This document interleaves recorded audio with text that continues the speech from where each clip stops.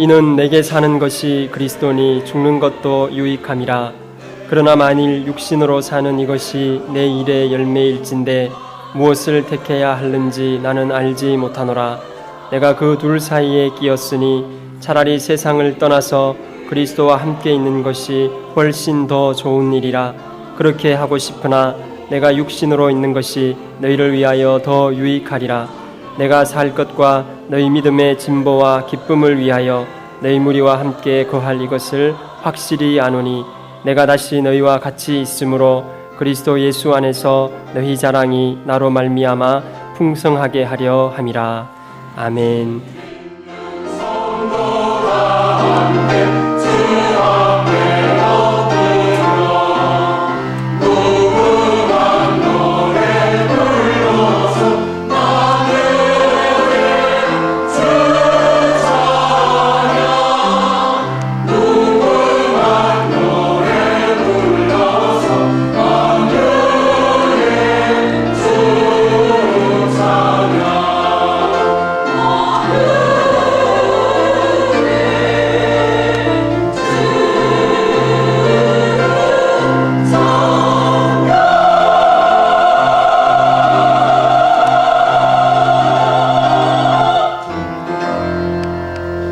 오트버그라고 하는 사람이 쓴 책인데요. 책 이름은 우리는 만나면 힘이 됩니다. 이러한 책입니다.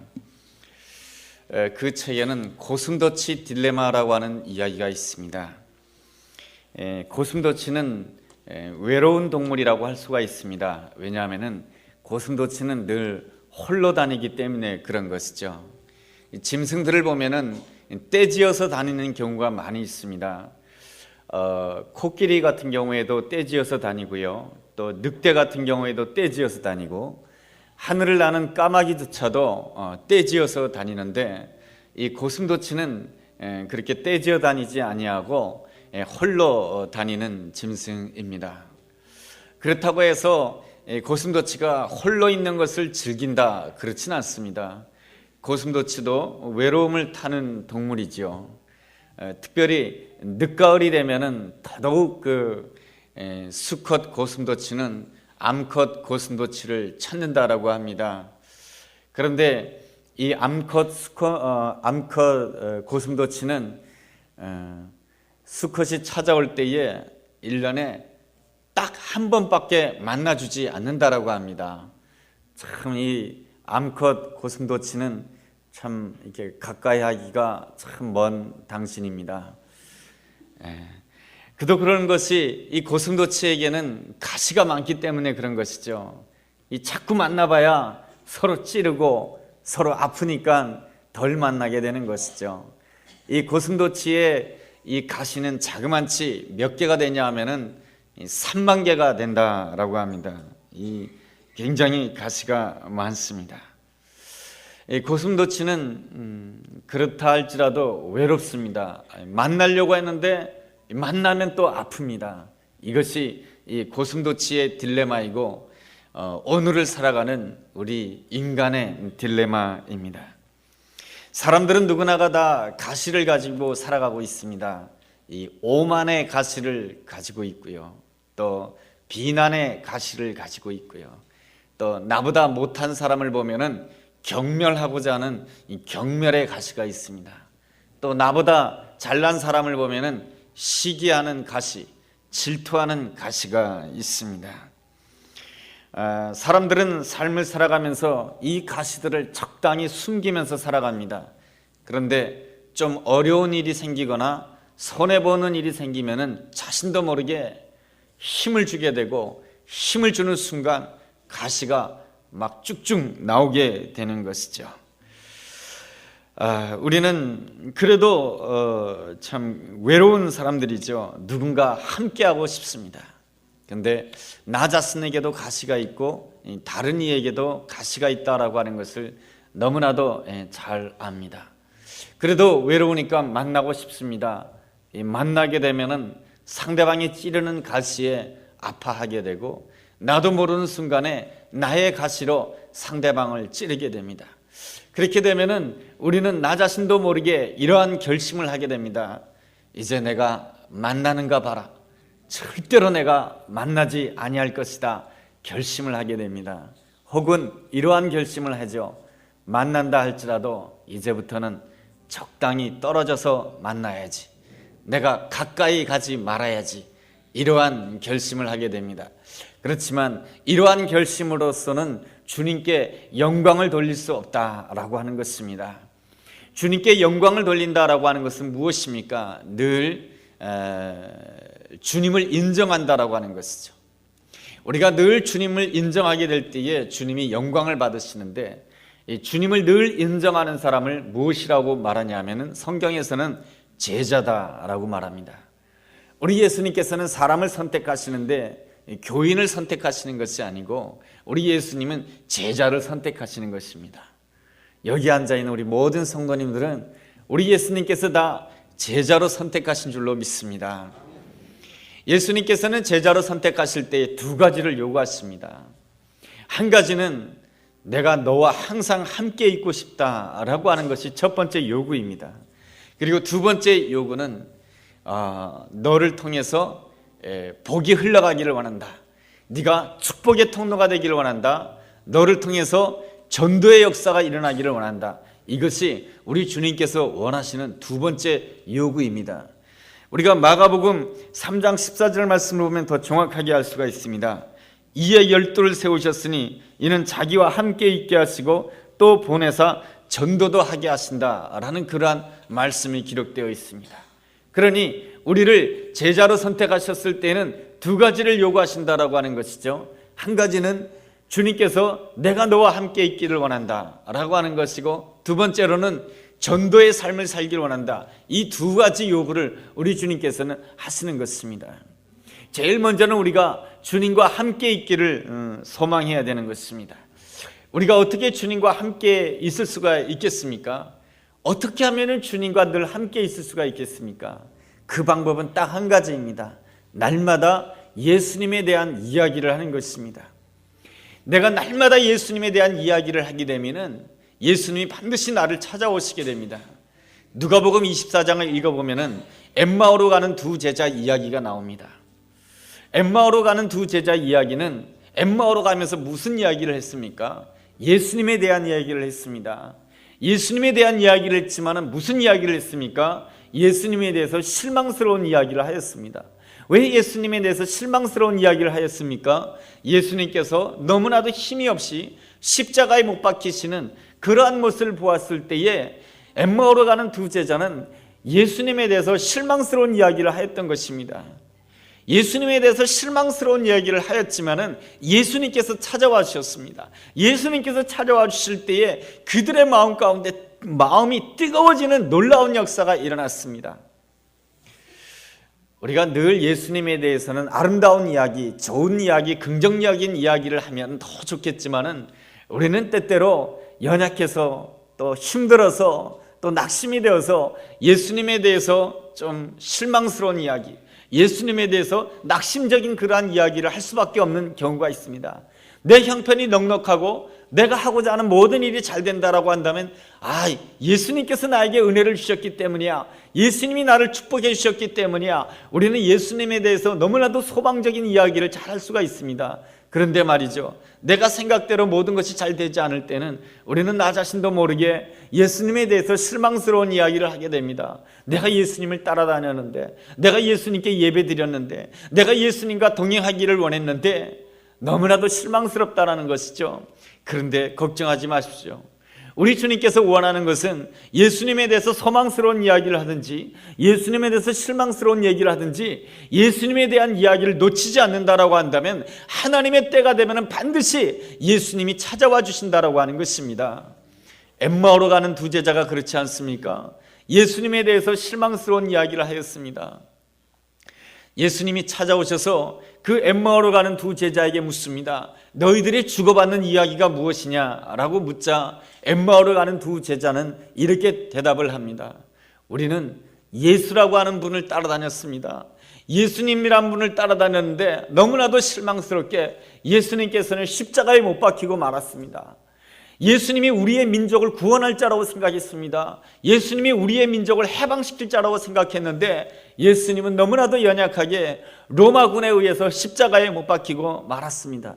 어떤 이는 예수님이 살아났다라고도 말을 하는데 글쎄요, 우리는 예수님을 보지 못했습니다. 예수님에 대한 실망스러운 이야기를 했을 때 예수님께서는 그들에게 찾아와 주셔서 뭘 했다라고 말씀해 주고 있습니까? 말씀을 풀어주셨습니다. 예수님께서 그들에게 말씀하시는 그 순간에 그 제자들의 마음속이 뜨거워졌습니다. 마음이 뜨거워짐으로 인해서 엠마오로 가는 그 발걸음을 돌려서 어디로 향하게 됩니까? 다시금 예루살렘으로 돌아가게 되고 예루살렘에서 120명의 제자들과 함께 마가다락방에서 전심으로 기도하다가 성령을 받게 되고 성령을 받아서 온 세상에 나아가서 복음의 증인이 된 놀라운 역사의 이야기가 누가복음서에 기록되어 있습니다. 우리는 어떠한 형편 가운데 있다 할지라도 포기하지 말아야 될 것이 있습니다. 그것은 바로 예수님에 대한 이야기를 하는 것입니다. 우리는 너무나도 바쁘고 세상 일이 바쁘다 보니까 늘 일주일 동안 여러분 예수님에 대한 이야기를 하면서 사셨습니까? 아니면 세상에 대한 이야기만 하셨고 드라마에 대한 이야기만 하셨고 사람 사는 이야기만 하였습니까?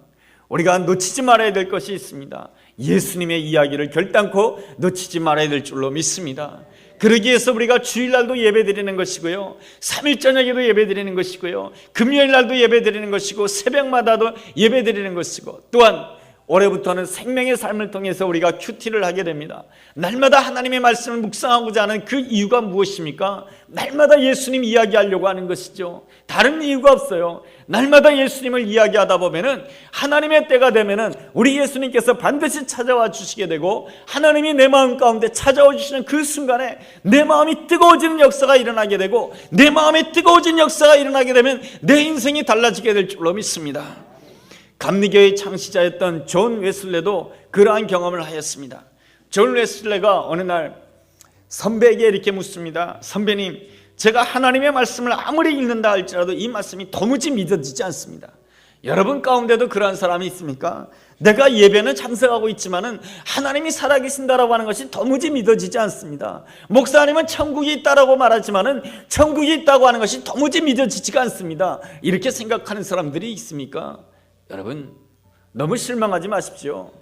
감리교의 창시자라고 하는 존 웨슬레도 그러한 고민을 했답니다.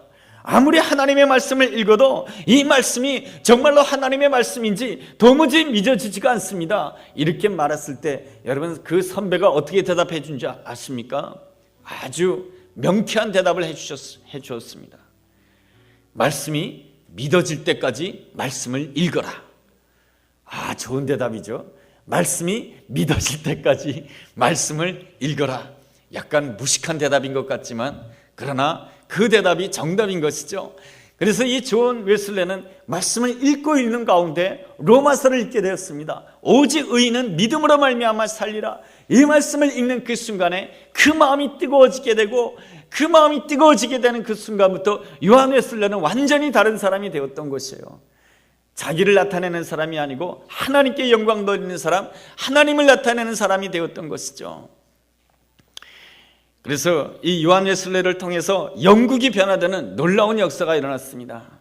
특별히 이 요한 웨슬레가 많은 사람들에게 영향력을 미쳤지만은 영향력을 미친 한 사람이 있습니다. 그 사람이 누구냐면은 윌리엄 윌버포스라고 하는 사람입니다. 윌리엄 윌버포스라고 하는 사람은 누구냐면은 영국의 국회의원인데요. 영국의 국회의원인데 무엇을 위해서 수고했냐면은 영국에 있는 흑인 노예 제도 해방을 위해서 노력한 사람입니다. 흑인 노예 제도를 해방시킨다고 하는 것은 쉬운 일이 아니었습니다. 영국인들은 흑인을 볼 때에 한 인간으로 본 것이 아니고 경제적인 도구로 보았던 것이죠. 그렇기 때문에 많은 사람들이 흑인 노예 제도를 해방시키는 것을 반대하였습니다. 그렇지만 윌리엄 윌버포스는 이것이 하나님의 뜻이다라고 하는 것을 생각하고 이 흑인 노예 제도를 폐지하기 위해서 무단히도 노력을 하였습니다. 그런데 반대가 너무나도 심해서 중간에 포기하려고 했습니다. 포기하려고 했던 그 순간에 존 웨슬레는 이 윌리엄 윌버포스에게 편지를 보내게 됩니다. 윌버포스, 하나님께서 이 일을 위해서 너를 쓰시고 있다라고 하는 것을 모르느냐? 하나님께서 너를 위해서 이 일을 위해서 너를 쓰시지 않았다라고 한다면 너는 벌써 사람들에 의해서 쓰러졌을 것이고 악마에 의해서 넘어졌을 것이다. 하나님께서 너와 함께하고 있다. 그러니 힘을 내라. 주님의 이름으로 나아가서 싸워라. 주님의 이름으로 나아가서 영국에 있는 이 노예제도를 폐지시켜라. 이렇게 하면서 편지를 써주었습니다. 결국에는 윌버포스는 이 존 웨슬레의 격려의 편지를 받고 마지막까지 이 흑인 노예제도를 폐지하기 위해서 최선을 다하다가 마지막을 마치게 됩니다. 결국에는 영국의 노예제도가 윌리엄 윌버포스에 의해서 폐지가 되죠. 이렇게 사는 사람을 무슨 사람이라고 말합니까? 마음이 뜨거운 사람이라고 말합니다. 마음이 뜨거운 사람을 소명에 따라 사는 사람이라고 말할 수가 있습니다. 고든 맥도날드는 이 땅을 살아가는 사람을 두 종류로 나누고 있습니다. 하나는 소명에 따라 사는 사람으로 한 부류로 하고요, 또 한 부류는 현실에 쫓기면서 살아가는 사람을 한 부류로 나눕니다. 그러면서 이 고든 맥도날드는 이 두 사람에 대해서 이야기를 하면서 예를 듭니다. 바로 소명 따라 사는 사람을 다윗으로 들고, 그리고 현실에 쫓기면서 살아가는 사람을 사울 왕으로 예를 듭니다. 사울 왕은 항상 현실에 쫓기면서 살았습니다. 그 사람은 왕이었지만은 항상 무엇을 생각하면서 살았습니까? 사람들이 나를 어떻게 보는가? 사람들이 나에 대해서 어떻게 생각하는가? 사람들이 저 다윗을 더 높게 생각하는가? 나를 더 높게 생각하는가? 늘 사람들이 나를 어떻게 생각하는가? 그 생각 때문에 항상 그의 삶은 쫓기는 인생이었고, 쫓기는 인생이 되다 보니까 그의 몸에는 항상 무엇이 튀어나옵니까? 가시가 튀어나오는 거예요. 시기의 가시가 튀어나오고, 질투의 가시가 튀어나오고, 비난의 가시가 튀어나오는 거예요. 결국에는 그 가시가 자꾸만 나옴으로 인해서 이 사울왕 주변에는 아무도 남지 않게 돼요. 결국에는 마지막에는 블레셋과의 전투 가운데 홀로 자기 몸을 죽이는 자살로 인생을 끝나게 됩니다. 참 불행한 인생이죠. 그의 인생은 더 멋진 인생이 될 수가 있었는데, 한 나라의 왕으로서 기가 막힌 인생이 될 수가 있었는데, 그의 마지막이 너무 비참하게 끝납니다. 왜 그렇습니까? 현실에 쫓기는 인생이었기 때문에 그렇습니다. 반면에 다윗은 어떻습니까? 광야 생활을 했습니다. 13년 동안 사울왕 때문에 광야 생활을 했지만 그는 항상 소명에 따라서 산 삶이었던 것입니다. 소명에 따라서 사는 삶이란 어떠한 삶입니까? 나를 표현하는 삶이 아니죠. 늘 하나님을 표현하는 삶인 것입니다. 여러분, 어떠한 상황 가운데 있을 때 나를 표현하고 있습니까? 아니면 주님을 표현하고 있습니까? 나를 표현하느냐, 주님을 표현하느냐, 이것은 굉장히 그 인생을 다르게 만듭니다. 며칠 전 인터넷을 통해서 보았습니다. 인터넷을 통해서 기사를 보았는데, 보니까 IT에서 구호 활동을 하고 있는 도미니카 대사, 우리가 한국에서 파견한 도미니카 대사의 부적절한 발언 때문에 많은 네티즌들이 일어나가지고 이 도미니카 대사가 이 정신없는 사람이라고 막 비난하는 글들이 올랐어요. 그래서 이게 무슨 일인가 해서 알아봤더니 내용이 이렇습니다.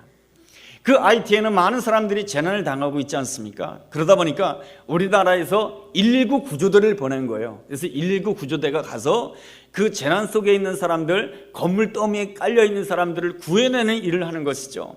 그런데 119 구조대가 그 IT라고 하는 나라에 갈 때에 많은 물건을 가지고 가지 못했어요. 먹을 것이라든가 여러 가지 물품을 가지고 가지 못했어요. 서둘러서 가는 바람에 말이죠. 그러다가 보니까 그들의 삶이라고 하는 것이, 그들의 그 기지라고 하는 것이 너무나도 불편했어요. 먹을 물도 제대로 없었고요, 씻을 것도 없고요, 그리고 또한 그들의 잠자리도 너무너무 불편했던 것이죠. 그래서 기자들이 119 구조대의 그 현실을 취재하고 나서 그 다음에 누구에게 찾아갔냐면은 IT에 와서 또 구호 활동을 하고 있는 도미니카 대사를 찾아간 거예요.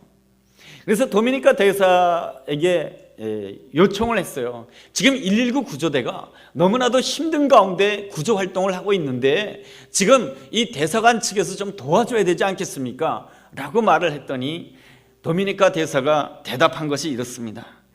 자신들이 쓸 것을 제대로 준비하지 않고 오는 구조대는 안 왔으면 좋겠다. 이 말이 문제였던 것이에요. 여러분, 이 말이 왜 문제입니까?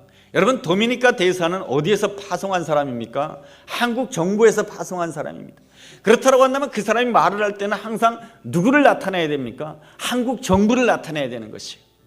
그런데 말을 할 때 한국 정부를 나타내지 못하고 무엇을 나타내냐면 나의 불편함을 나타낸 거예요.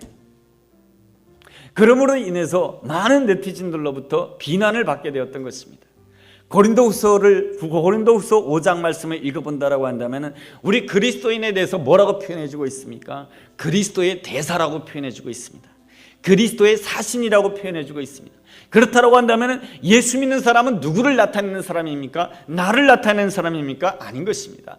진정한 그리스도인이라고 한다면, 제자라고 한다면 누구를 나타내는 사람이 되야 되냐면 예수님을 나타내는 그러한 사람이 되어야 될 줄로 믿습니다. 오늘 본문의 사도 바울은 감옥 가운데 있었습니다. 너무나도 힘든 가운데 있었습니다. 그럼에도 불구하고 자신을 나타내지 아니하고 그리스도를 나타내고자 하였습니다. 여러분, 사도 바울의 형편이 어떻습니까? 23절에 이렇게 자기 형편에 대해서 기록해주고 있습니다. 내가 그 둘 사이에 끼었으니 라고 표현해주고 있습니다. 그 둘 사이에 끼었다라고 하는 것은 무엇입니까? 여기서 끼었다라고 하는 표현이 이러한 것입니다. 양쪽에 절벽이 있는데 그 절벽 가운데로 골짜기를 걸어가고 있다고 하는 것입니다. 다시 말하면 내 앞에 삶과 죽음이 있는데 나는 삶을 선택할 수도 없고 죽음을 선택할 수도 없고 나는 선택권이 없는 그 길을 가고 있다라고 하는 것입니다. 이것이 바로 사도 바울의 형편인 것입니다.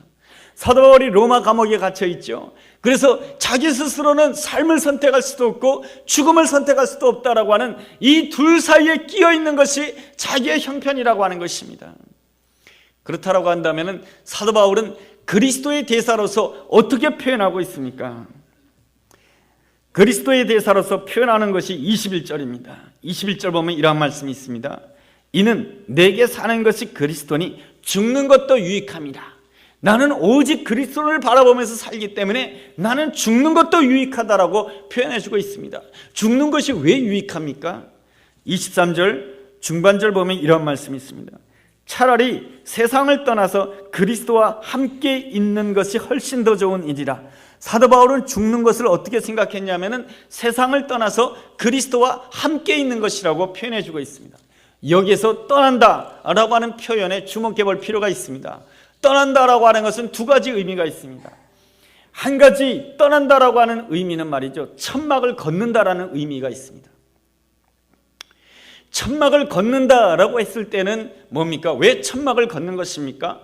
고향으로 돌아가기 위해서, 집으로 돌아가기 위해서 천막을 걷는 것입니다. 천막이라고 하는 것은 일시적인 집이죠. 일시적인 집을 거두어서 내가 내 고향, 내 집으로 간다라고 하는 것입니다. 그러니까 사도 바울은 죽음을 어떻게 생각했냐면 천막을 걷는 것으로 생각했습니다. 그리고 또 떠난다라고 하는 말에는 또 이러한 의미가 있습니다. 닻을 올린다라는 의미가 있습니다. 배가 출항을 할 때는 뭘 해야 됩니까? 닻을 올려야 되는 것입니다. 왜 닻을 올리는 것입니까? 출발하기 위해서 닻을 올리는 것입니다. 그러니까 사도 바울은 죽는 것을 어떻게 생각했냐면 죽으면 다 끝나는 것이지 뭐, 그것이 아니었습니다. 사도 바울은 죽는다고 하는 것을 새로운 출발로 여겼던 것입니다. 그렇기 때문에 사도 바울은 무엇이라고 고백하고 있냐면은 이는 내게 사는 것이 그리스도니 죽는 것도 유익함이라. 죽는 것도 유익하다고 하는 것은 무엇입니까? 내가 이제 나그네 된 이 천막집을 걷고 하나님께서 나를 위해서 예배해 놓으신 영원한 집으로 가는 것이기 때문에 나에게 유익한 것이고, 또한 내 인생이 죽는 것다고 해서 끝나는 것이 아니고 내 인생의 새로운 출발이기 때문에 나에게 죽는 것도 유익하다라고 고백하고 있습니다. 이것이 바로 그리스도의 대사의 고백인 것입니다. 그리스도의 대사는 죽음에 대해서 이렇게 고백하는 것입니다. 그런데 말이죠, 사도 바울은 죽기보다는 살기를 원했습니다. 왜 살기를 원했는가? 24절에 이렇게 기록되어 있습니다. 24절 말씀 보면요, 내가 육신으로 있는 것이 너희를 위하여 더 유익하니라. 내가 살아있는 것이 너희를 위해서 더 유익하다. 어떠한 점에서 더 유익하냐면 내가 죽는 것도 유익한데 내가 살아있는 것이 더 유익하다. 어떤 점에서 더 유익하다라고 말씀해 주고 있냐면 26절 말씀입니다. 내가 다시 너희와 같이 있으므로 그리스도 예수 안에서 너희 자랑이 나로 말미암아 풍성하게 하려 함이라. 그리스도 예수 안에서 너희의 자랑이 풍성해질 것이기 때문에 내가 살아있는 것이 더 유익하다고 하는 것입니다. 내가 살아있음으로 인해서 내 아내의 자랑이 더 풍성해질 것이기 때문에 내가 살아있는 것이 더 유익하다고 하는 것입니다. 내가 살아있음으로 인해서 남편의 자랑이 더 풍성해질 것이기 때문에 내가 살아있는 것이 더 유익하다고 하는 것이죠. 내가 살아있는 것 때문에 내 자녀의 자랑이 더 풍성해질 것이기 때문에 내가 살아있는 것이 더 유익하다고 하는 것입니다. 여러분, 내가 살아있음으로 인해서 내 자녀의 자랑이 더 풍성해지고 내 아내의 자랑이 더 풍성해지고 우리 상일교회 성도의 자랑이 더 풍성해지고 내 옆에 있는 사람들의 자랑이 더 풍성해진다고 한다면 그야말로 더 유익한 삶 아니겠습니까? 잭 하일스라고 하는 전도자의 이야기입니다. 잭 하일스 씨가 아침에 식당을 갔습니다. 그런데 이 여종업원이 굉장히 불편하게 말하는 거예요. 아침부터 정말 기분 나빠. 아침부터 안 좋은 소리 들으면 우리는 뭐라 그럽니까? 재수없어. 그러지 않습니까? 굉장히 마음이 불편했어요. 내가 이렇게 아침에 와서 내 돈 주고 내가 밥을 먹는데 내가 여종업원에게 이렇게 싫은 소리를 들어야 되겠어? 하면서 속에서 화가 났습니다. 그래가지고 이 여종업원의 불친절에 대해서 항의하려고 하는 그 순간에 성령님께서 그 마음을 만져주셨어요. 그래서 잭 하일스는 잠깐 기도했어요. 하나님, 내가 어떻게 해야 되겠습니까? 그렇게 기도하는 가운데 하나님께서 마음에 감동을 주셨어요. 어떤 감동을 주셨냐면 저 사람에게도 저렇게 할 수밖에 없는 뭔가 마음에 불편한 점이 있을 거야. 이 감동 때문에 참고 식사를 끝냈습니다. 그리고 식사를 끝낸 다음에 보통 미국 식당에는 식사를 하고 나면 팁을 놓고 나오잖아요. 보통 오불을 놓고 나오는데 이분이 잭 하일스 씨가 10불을 놓고 나왔습니다. 10불을 놓고 이제 식당을 나서려고 하니까 이 여종업원이 10불을 들고 쫓아 나오는 거예요. 손님, 팁은 본래 5불인데 왜 10불을 놓고 가셨습니까? 라고 말하자 이 잭 하일스 씨가 이렇게 대답하는 것이었습니다. 내가 당신의 얼굴을 보니 당신의 얼굴이 너무 안 되어 보였습니다. 그래서 내가 이 10불을 통해서 당신에게 용기를 주고 싶습니다. 이렇게 말해줬어요. 그 말을 듣는 순간에 이 여종업원은 너무나도 마음에 죄송한 마음이 들었어요. 손님, 너무 죄송합니다. 제가 손님에게 너무 무례하게 말했죠. 손님에게 너무 불친절하게 했죠. 사실은 제가 어제 제 남편과 이혼을 했답니다. 그래서 내 마음이 너무나도 힘들었어요. 그래서 내가 손님에게 잘해드릴 수가 없었어요. 잭 하일스 씨는 그 말을 듣고 그 여종업원을 붙들고 하나님께 기도하기 시작했습니다. 하나님, 이 사람에게 축복해 주심으로 인해서 이 사람이 우리 예수님 때문에 새로운 출발하게 해주십시오. 그 여종업원에게는 아픔이 있었습니다. 그 아픔 때문에 가시가 있는 거예요.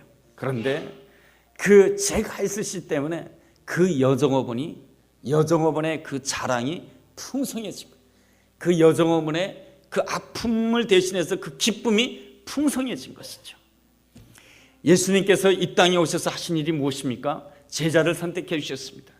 여러분, 그 제자들의 면면을 본다라고 한다면 괜찮은 제자들이 별로 없어요. 대부분 그 갈릴리 바다에서 어부 일하는 사람이었어요. 어부가 뭐 귀한 일이지만 어부가 뭐 대단합니까? 그렇죠. 그들은 어부 일을 하면서 상처가 많아요. 그리고 제자 가운데는 세리도 있고 죄인도 있고 그리고 제자 가운데는 의심 많은 사람도 있어요. 그런데 예수님께서는 그 12제자를 선택하심으로 인해서 예수님이 원하시는 것은 무엇입니까? 예수님으로 인하여 그 12제자의 그 자랑이 풍성해지기를 원했던 것입니다. 수제자라고 하는 베드로는 어떻습니까? 예수님이 가장 힘들 때 3번씩이나 부인한 사람이에요. 그럼에도 예수님께서는 그 베드로의 자랑이 풍성해지기를 원했습니다. 도마는 어떻습니까? 예수님이 부활하셨는데도 예수님이 정말로 살아나셨을까? 예수님을 의심했습니다. 그럼에도 도마의 자랑이 풍성해지기를 원했던 것입니다. 그리고 마태라고 하는 사람은 직업이 세리예요. 당시에 세리라고 한다면은 사람들에게 손가락질 받는 직업이었거든요. 그럼에도 불구하고 예수님께서는 예수님으로 인하여서 이 마태의 자랑이 풍성해지기를 원했던 것입니다. 예수님께서 어느 날 길을 가시다가 간음 중에 잡힌 여인을 만나게 되었습니다. 그 여인은 막달라 마리아라고 하는 여인입니다. 모든 사람들에 의해서 돌에 맞아 죽을 여인이었어요. 그런데 우리 예수님께서는 그 여인 역시 그 막달라 마리아의 그 자랑이 풍성해지길 원했던 것입니다. 그 막달라 마리아에 있는 그 마음속에 숨겨져 있는 기쁨, 그 마음속에 숨겨져 있는 그 소망이 예수님으로 인하여 풍성해지기를 원했다라고 하는 것입니다. 우리 주님께서 우리에게 말씀하십니다. 네가 살아있느냐? 그렇다라고 한다면 더 유익하다. 왜 유익하냐? 내가 살아있는 것 때문에 내 아내의 자랑이 풍성해질 것이고, 그리고 내가 살아있는 것 때문에 내 남편의 자랑이 풍성해질 것이고, 내가 살아있다, 그것은 내가 더 유익하다는 것이죠. 왜 그러냐면 내가 살아있다는 것 때문에 내 자녀의 자랑이 풍성해질 것이며, 내가 살아있는 것이 더 유익한 이유는 내가 살아있다고 하는 그 사실 때문에 내 옆에 하나님께서 나에게 붙여준 12사람, 예수님께서 이 땅에 오셔가지고 3년 동안 말이죠, 무엇에 헌신한 사람입니까? 내 옆에 있는 12명의 그 이름의 그 자랑이 풍성해지도록 하는 것이 바로 예수님이 3년 동안 하신 일인 것입니다. 그렇다고 한다면 우리 예수님께서는 나에게도 12명을 붙여준 줄로 믿습니다. 나에게 12명이 누굴까? 내 아내, 내 남편, 내 자녀들, 또 내 옆에 있는 사람, 내 구역 식구, 나를 만나는 사람, 나의 직장 동료 12명을 꼽아보십시오. 주님께서 왜 나에게 12명을 붙여주셨는가? 그것은 나로 인해서 그리스도 예수 안에서 그 사람의 자랑이 풍성하도록 하기 위해서 우리 주님께서 내 인생에 70평생 80평생 살아가는 인생 동안에 나에게 12명을 붙여준 줄로 믿습니다. 그 12명에게 내가 예수 그리스도 안에서 내가 살아있는 것이 더 유익한 이유는 내가 살아있음으로 인해서 당신들의 이름이, 당신들의 그 자랑이 더 풍성하도록 하게 하는 것이 하나님이 원하시는 것입니다. 이것이 바로 나에게 주어진 아름다운 소명입니다. 이 소명을 감당하게 될 때에 주님이 영광 받으실 것이며, 주님이 영광 받으실 때에 나 또한 영광 받게 될 줄로 믿습니다. 그 은혜가 우리 모두에게 함께하게 되기를 주의 이름으로 축원합니다. 기도하겠습니다. 하나님, 언제나 나를 드러내기보다는 예수님의 영광을 드러내는 자 되기를 원합니다. 예수님 때문에 못난 제자들의 그 자랑이 풍성해졌던 것처럼 나로 인하여서 우리 주님께서 나에게 붙여주신 사람들의 그 자랑이 풍성해지도록 축복하여 주옵소서. 예수님 이름으로 기도했습니다. 아멘.